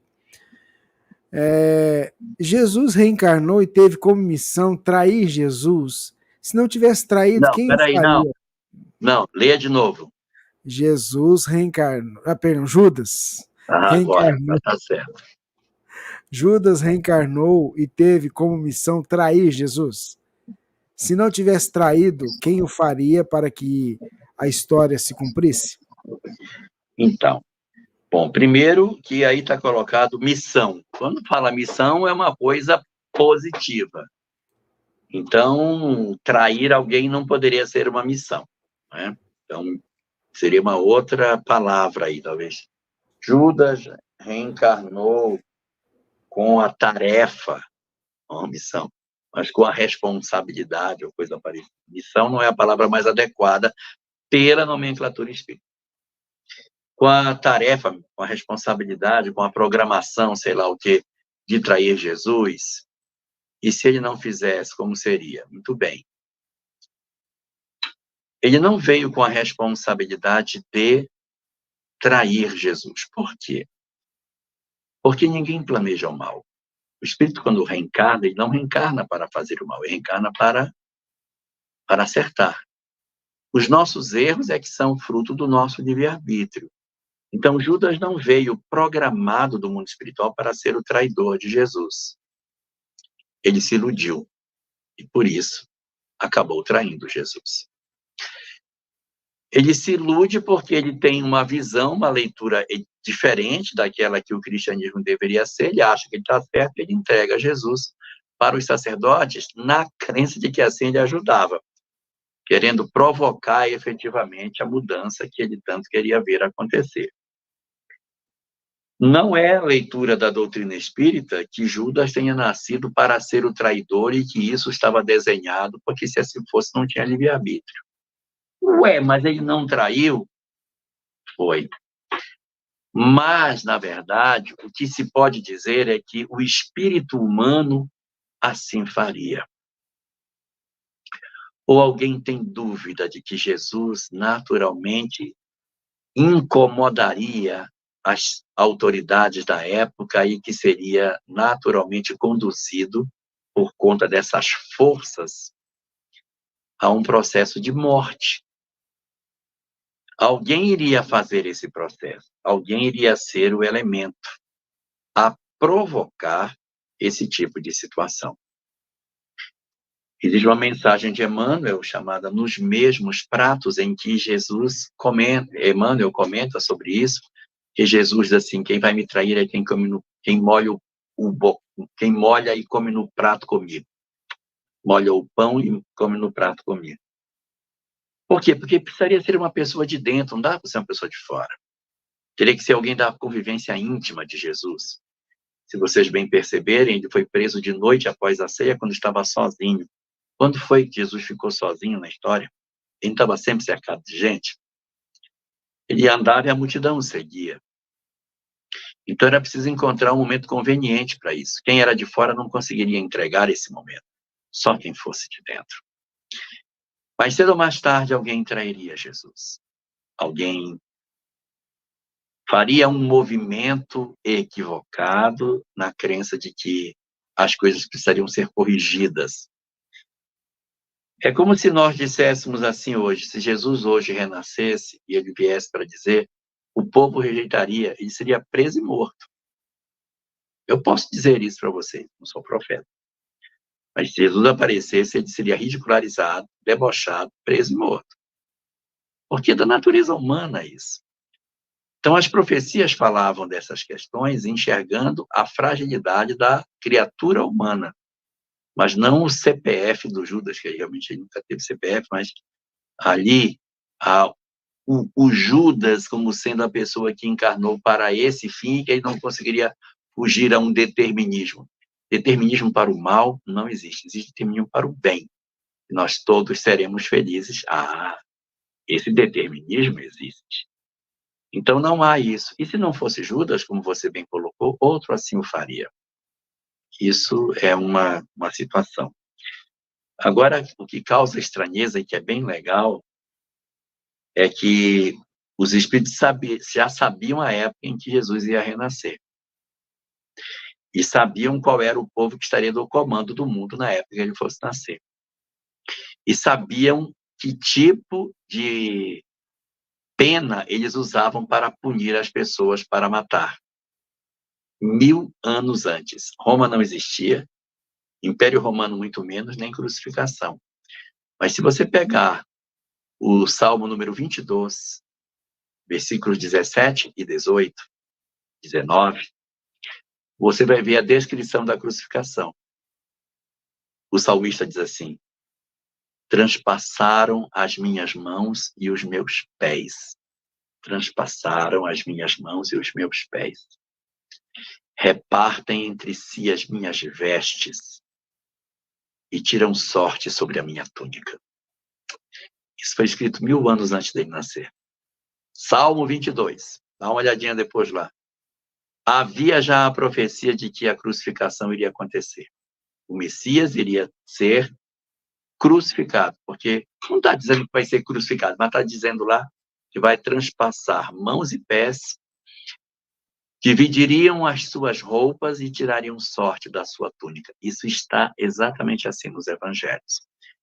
Essas previsões, elas já estavam desenhadas. Era a perspectiva em cima do cenário da criatura humana. A visão do que iria poder se dar na época que o Império Romano estaria. Mas a figura de quem é que vai fazer? Vai depender quem vai ser o traidor. Mas quem estiver na posição e achar que vale mais do que Jesus, corre um grave risco de ser aquele que vai trair o mestre. Muito bem, Jorge, Alahá, ouvintes, internautas que estão conosco acompanhando o programa Pinga Fogo, nessa edição de número 195. A Divina queria agradecer em nome de todas as lembrancinhas, essa aqui que chegou, que a gente ganhou lá no céu. Pode mostrar na câmera aí, Divina. Primeiro, olha Peraí, pode falar. Olha que linda, né? Isso aqui, gente, foi alguns mimos, né? Que a gente ganhou. No outro, a gente mostrou alguns, né? Foram, assim, coisas muito lindas. A gente leu esses bilhetinhos todos que chegaram até nós. E olha só que bacana para fazer a nossa coleção, né? O quanto o Rubens, né, ama Francisco, né? Quando vocês viram lá no palco todo, né, quem viu, chegou a ver no YouTube, né, ou estava presente, aquele número lá de Franciscos, né, durante todo o evento. Então, olha só que bacana, né? Olha só, eu vou ler essa daqui, a gente recebeu da Maria Patrícia, ela é lá de Penedo, Alagoas, né? Que Deus os abençoe, hoje e sempre, Rubens e Divina. E assim, isso aqui foi só uma representação, porque foram muitos, né? A gente está lendo, está aguardando com o maior carinho, né? Isso é, assim, uma representação de amor muito grande.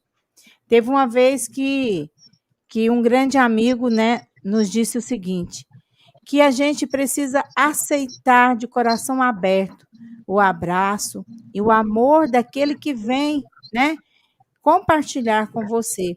E é isso que eu tenho para dizer para você. Muito obrigada. Muito obrigada pela presença, pelo carinho, pelo apoio neste momento, tá? Você vai fazer outra pergunta ou já vem a prece? Não, nós vamos fazer o seguinte, o Jorge vai preparar para a prece, que eu fui olhar no relógio que eu nem vi o tempo passar. Pode falar. Não, é que antes da gente terminar, eu queria mandar um abraço. Então manda.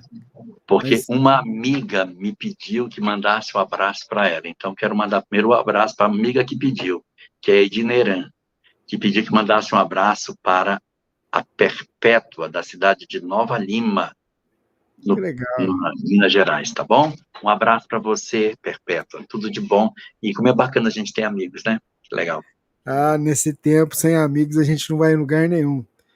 Ó, enquanto o Job se prepara para a prece, durante o céu, uma congressista que estava acompanhando as palestras recebeu uma mensagem psicografada de um espírito, eu acho que ela me falou mesmo, é italiano, né, Divina? Acho que foi isso, né? Isso. E aí, com sotaque italiano, ou com uma tendência, e ele disse assim, ó, tu me amas, Senhor, tu sabes que te amo, só não consigo ser o que esperas de mim, a insignificância está presente em mim, sou como uma grama dos mais rasteiros, dos mais pequenos que ao longo do tempo solta impende-o que logo que o sol chegará, adora o chão. Mas graças, Senhor, tem algumas raízes que me prendem, e estes são mãe, e quando a chuva do orvalho cai,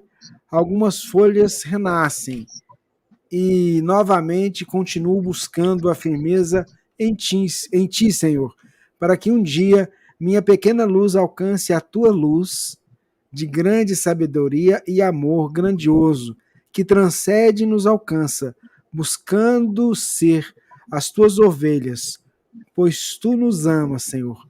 Muito obrigado, Senhor. Congresso Espírita de Uberlândia, 7º Céu, Doni Ione. É com você, Jorge, faz a prece pra gente. Vamos, então. Vamos orar?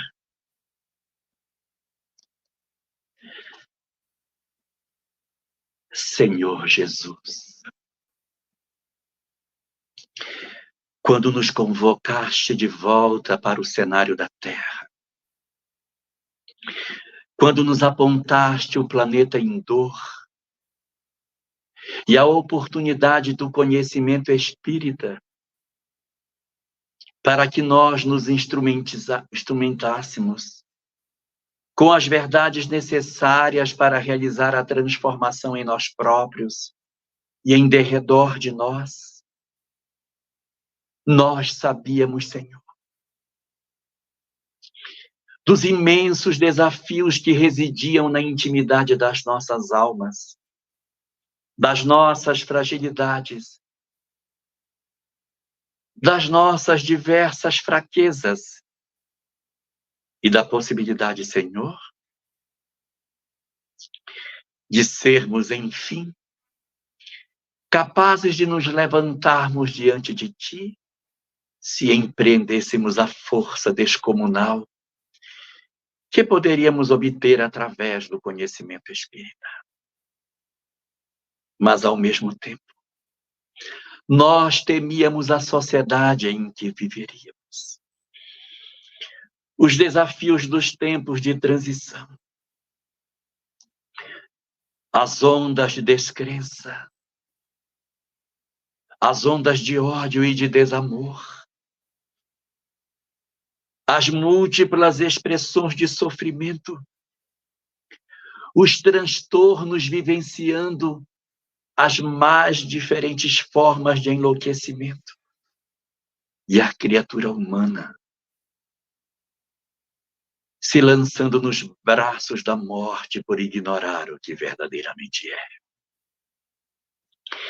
Este cenário sombrio ameaçava os nossos corações, Senhor, que mesmo diante das luzes que a doutrina espírita representaria nas nossas vidas, nós temíamos, Senhor, fracassar ao longo da jornada, em virtude das sombras que existiam dentro de nós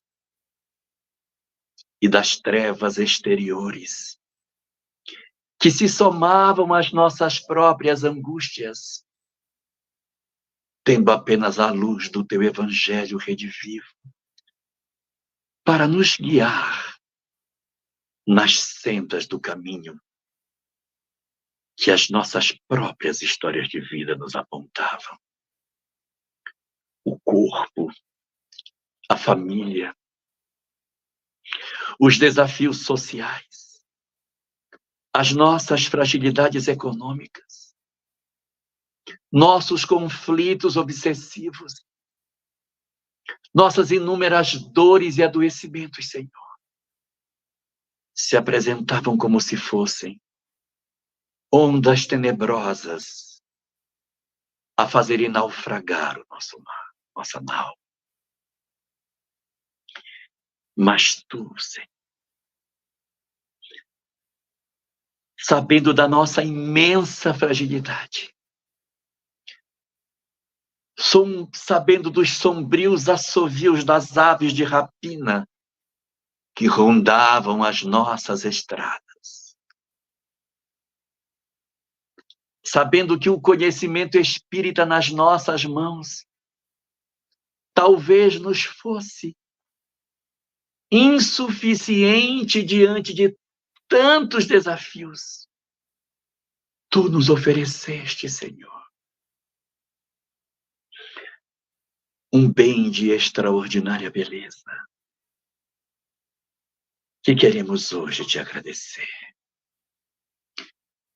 Tu nos ofereceste os nossos amigos,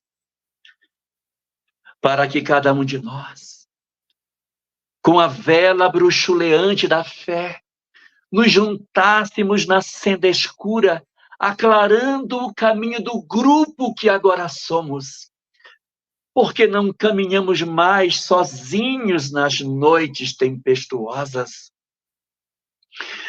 Nós encontramos aqueles que seguem conosco, Senhor.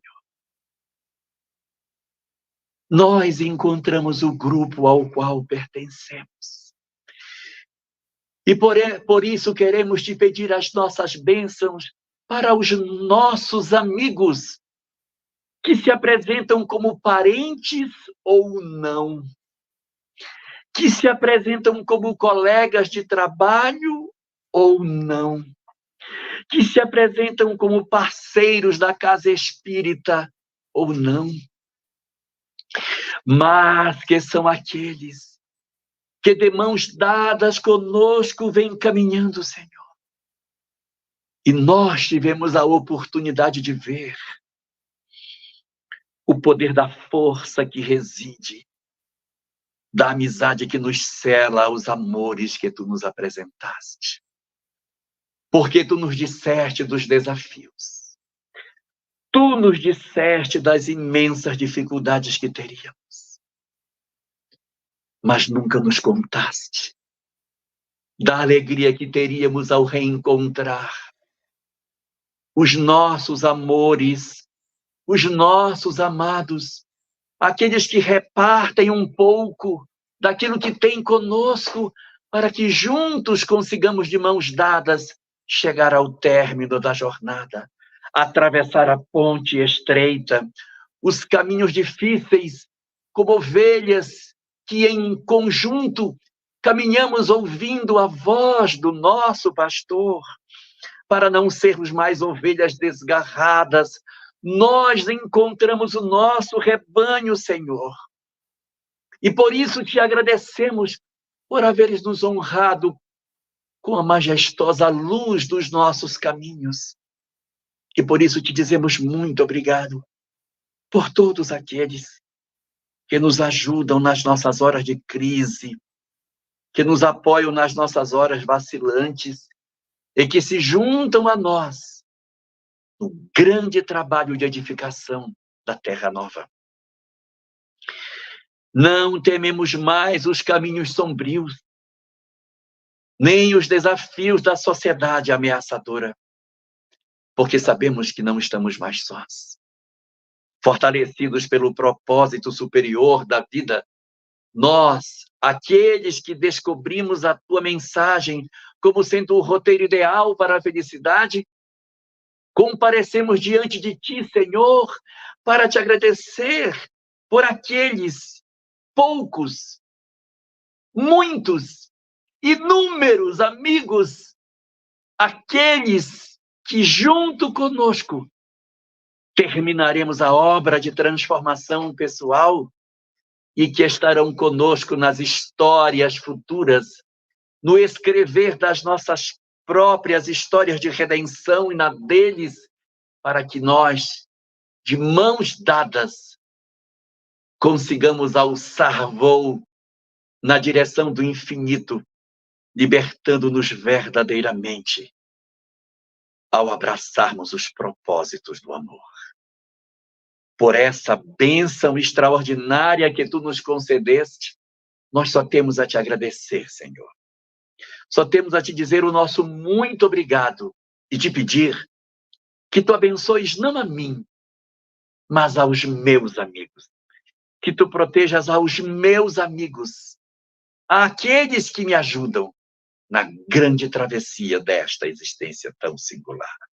Obrigado assim, Senhor Jesus, e permanece envolvendo as nossas vidas, selando os nossos corações e garantindo a todos nós a certeza do amanhã venturoso sob as tuas bênçãos e a paz infinita de nosso Pai Celestial.